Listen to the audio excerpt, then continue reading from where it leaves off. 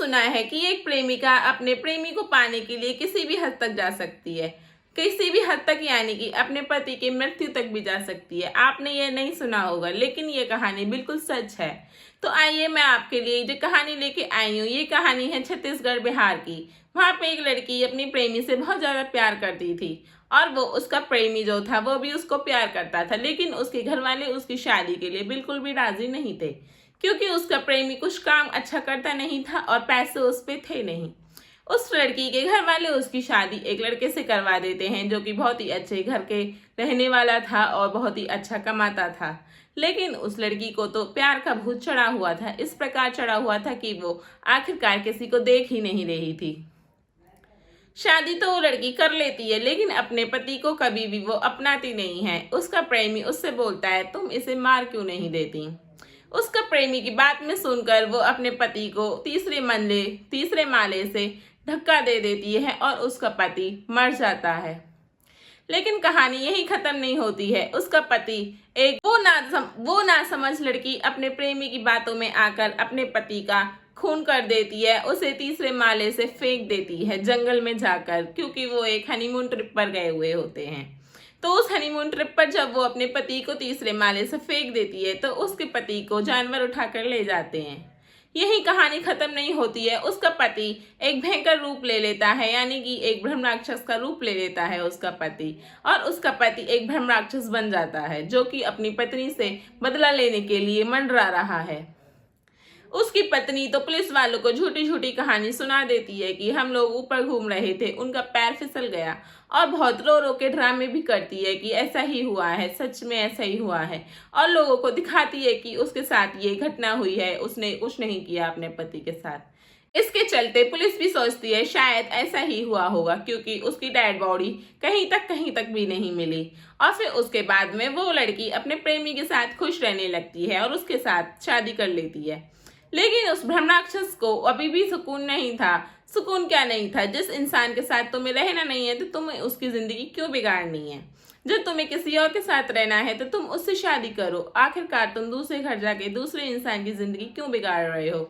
ये बात एक सत्य घटना पर है। उस आदमी ने ऐसा ब्रह्मराक्षस का रूप ले लिया जो कि सिर्फ अब अपनी पत्नी से बदला लेना चाहता था, और वो लोगों को दिखने भी लगा, क्योंकि वो एक ब्रह्मराक्षस बन चुका था। इस प्रकार से ब्रह्मराक्षस बन चुका था कि वो लोगों को दिख रहा था।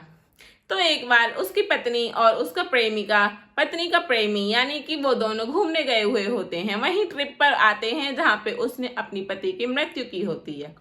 वो दोनों रात को घूम रहे होते हैं जंगल में, कुछ इस प्रकार जैसे प्रेमी प्रेमिकाएं घूमते हैं। वहीं ब्रह्मराक्षस की एंट्री होती है इतने में ही, यानी कि उसका पति मरा हुआ वो वहां पे उसके सामने नजर आने लगता है। तो वो कहती है, तुम तो मर गए थे।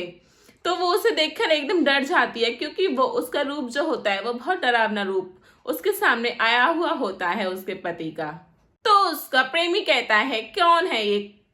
तो उसका प्रेमी भी बहुत ज्यादा डर जाता है, क्योंकि उस रूप में वो उसको देखकर एकदम घबरा गया, और उसकी पत्नी भी घबरा गई। लेकिन उसको पता था कि इसकी मौत मैंने करी, और यह बात उसकी पत्नी ने अपनी प्रेमी से छुपाई थी कि मैंने अपने पति को मार दिया है।